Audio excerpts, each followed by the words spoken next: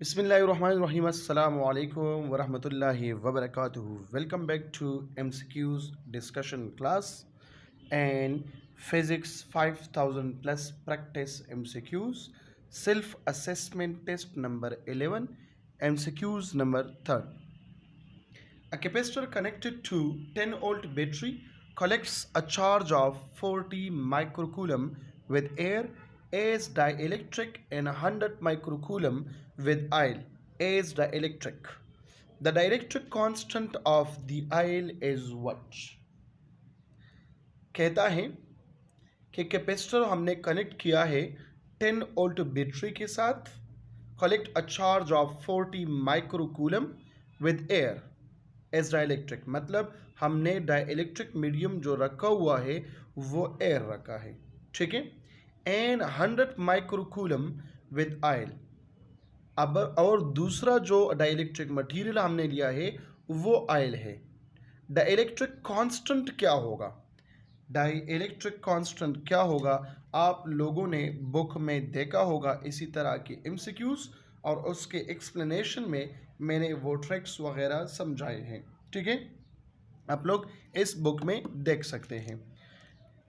अच्छा, तो आप लोगों को तो ये पता है कि सी एम ये बराबर है epsilon R into C V, ये सबको पता है। अब मैं इसको कंसिडर करता हूँ ये सी वी के असल में ये तो सी वी नहीं है, यहाँ पर भी मीडियम है, लेकिन आप लोगों को पता है permittivity of a medium, permittivity of air and permittivity of a vacuum ये अप्रॉक्सीमेटली एक दूसरे के साथ क्या है, इक्वल है। तो मैं यहाँ पे इसलिए सी वी इस्तेमाल करता हूँ। तो एप्सिलॉन आर मतलब इसको मैं कैसे भी डिनोट करता हूँ, तो ये बराबर है किस चीज़ के, C M divided by C V के बराबर है।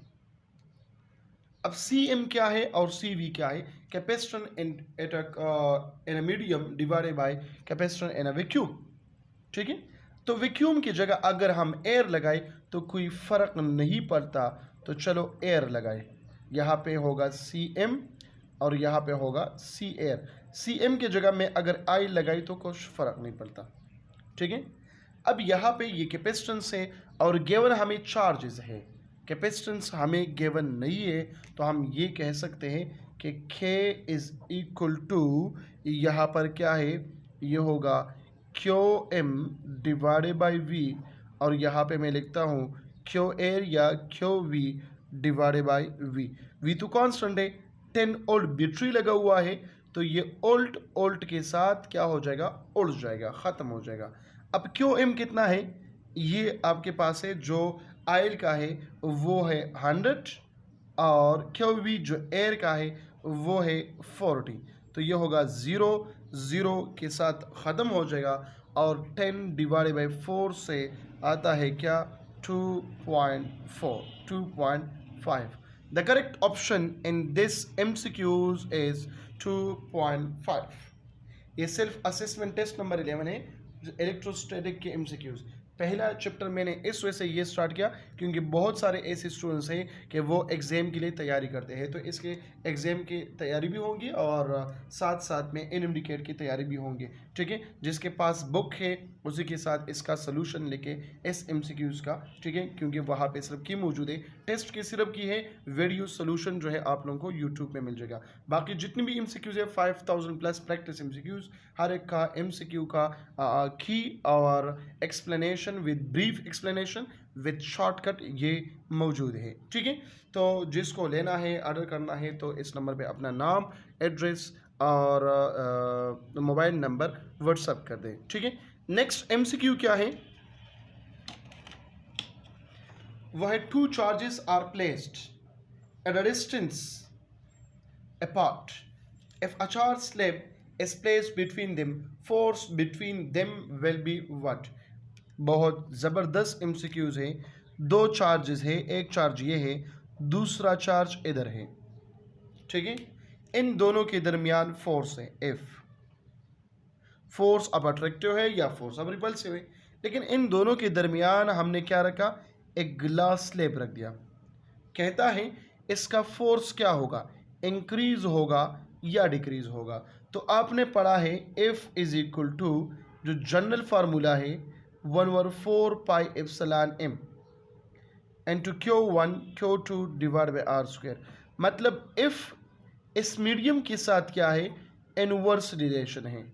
अगर ये वैक्यूम है तो फिर तो कोई बात नहीं है। अगर हम यहाँ पे मीडियम रखे, कोई स्लेब रखे, कोई ग्रेफाइट रखे, एल्यूमिनियम रखे, वाटर रखे, आयल रखे, एनी मीडियम रखे, तो फोर्स क्या होता है, वो डिक्रीज होता है। चाहे वो फोर्स ऑफ अट्रैक्शन हो, चाहे वो फोर्स ऑफ रिपल्शन हो, तो दोनों क्या हो जाता है, वो डिक्रीज होता है। ठीक है। अगर मैं इसके साथ वैक्यूम को कंसिडर करूं और फिर मैं रेशो ले लूं तो वो क्या होगा, वो भी डिक्रीज होगा, क्योंकि आप लोगों को पता है एफ एम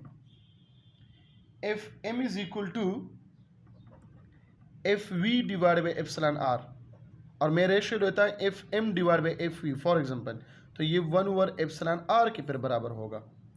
समझ आ रही बात की, फिर इसके बराबर होगा अगर मैं इसके साथ वैक्यूम को कंसिडर करूं।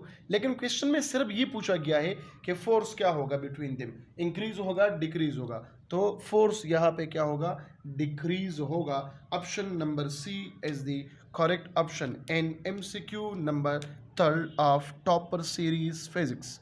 ठीक है।